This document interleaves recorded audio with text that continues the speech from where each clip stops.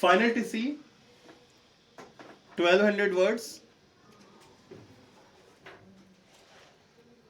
Start. Mr. Deputy Chairman, so far as the principles underlying this bill are concerned, I am in full agreement.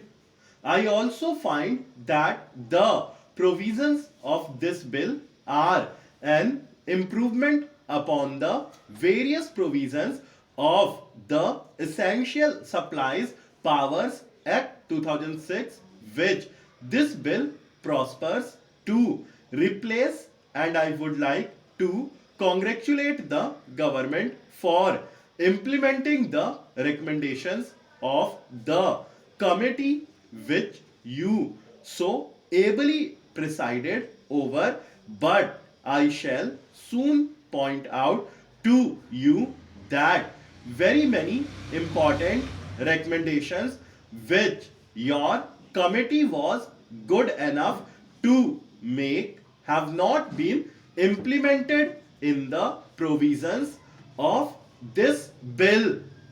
I agree with the Honorable Minister that in a planned economy, it is essential that the government should have such reserve powers as they seek under the provisions of this bill. It is imperative that they should have powers to regulate the production, supply, and distribution at correct prices of the commodities which are most essential for the life of the community. And I find that most of the governments of the different countries in the world today possess such reserve powers in a small or a big measure.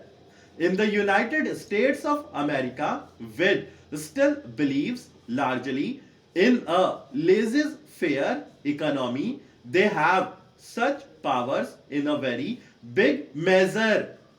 Today, I do not grudge the grant of such powers to the government, but as has been pointed out by my honorable friend, the mover of this bill, there is no immediate necessity of enforcing the provisions of this bill because we have passed through the era of plenty, as has been pointed out by my honorable friend. But we must take lessons from our experience in the past when the control measures were there, and you have in your report very ably pointed out as to how these defects could be removed. But I would like to view this measure from a little different angle. We have got to view this measure from two different angles. We have to keep in view the big towns, the small towns, and the big centers of production.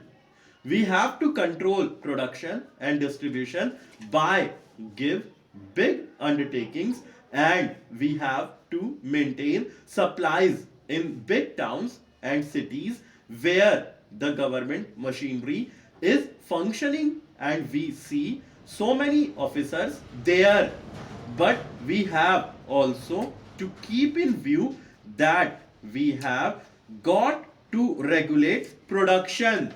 Now the bulk of our population lives in the village where we have got to maintain the supplies.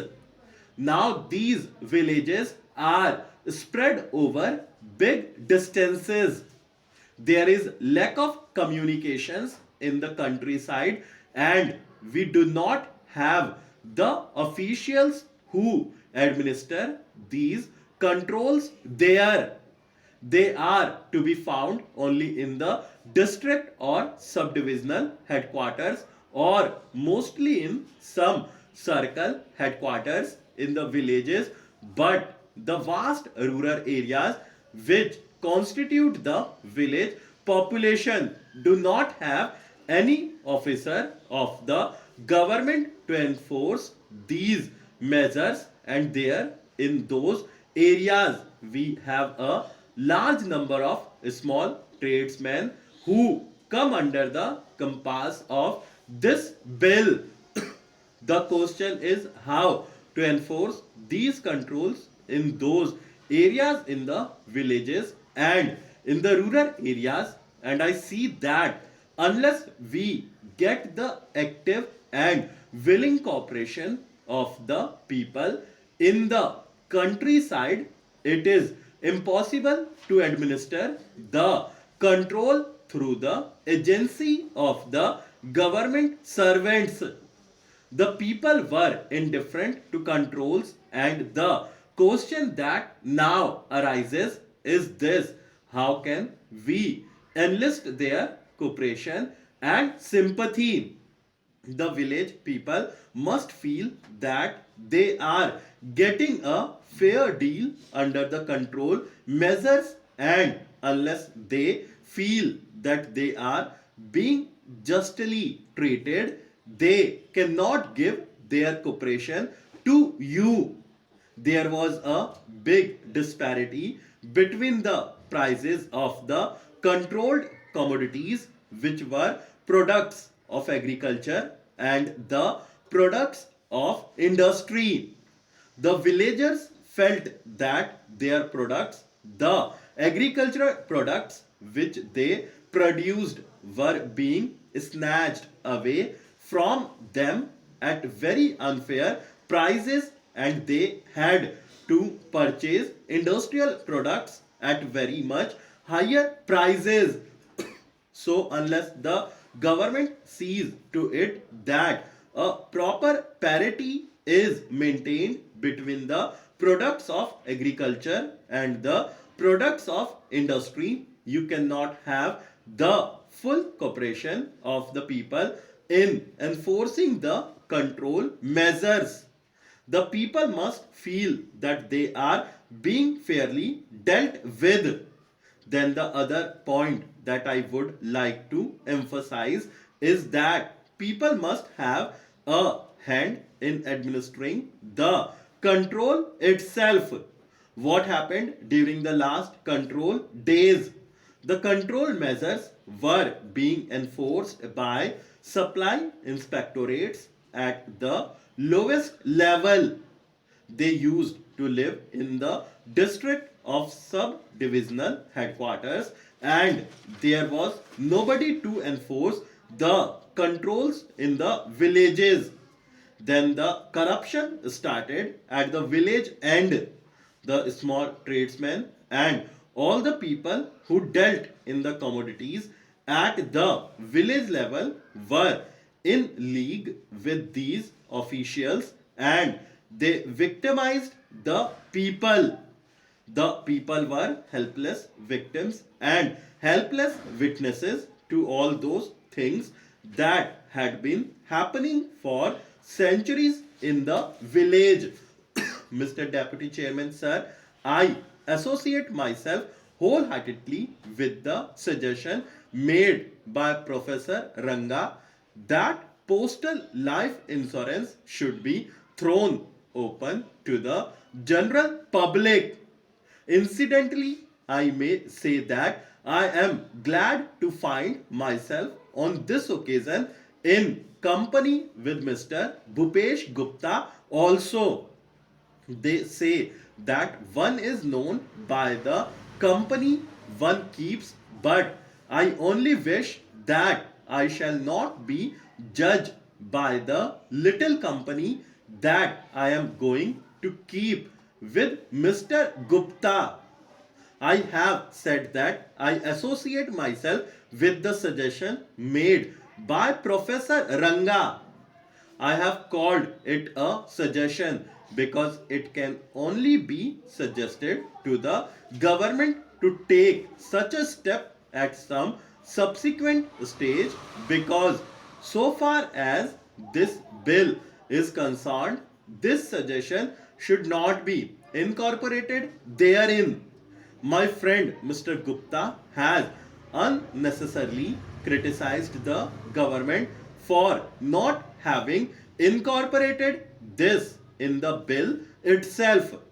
Though it is well and good to make the suggestion for the government to adopt, there can hardly be an occasion now for us to accuse the government for not having incorporated this suggestion in the bill itself, because postal life insurance cannot be thrown open to the general public by any amendment of the Life Insurance Act. That has to be done by amending the Postal Life Insurance Act, and I hope and trust that the government will take note of this suggestion, which I hope has the support of every member of this house, excepting, of course, my revered friend Mr. H.P. Saxena, who, at least on this occasion, is grievously in the wrong, though generally he is very much in the right, and I have no doubt that on sober consideration he will be sorry for having opposed the suggestion of Professor Ranga. Sir, there is a general feeling in the country, a feeling with which most of the members, I believe almost every member here, would be in agreement that insurance business should be nationalized, though in due course. And I think the first step that the government might take in that direction is to throw open the postal life insurance to the general public. Thereby, we shall also be in a position to know as to how the government would fare in the business if it is undertaken on a large scale, because they are unable to put in the adequate organization stuff.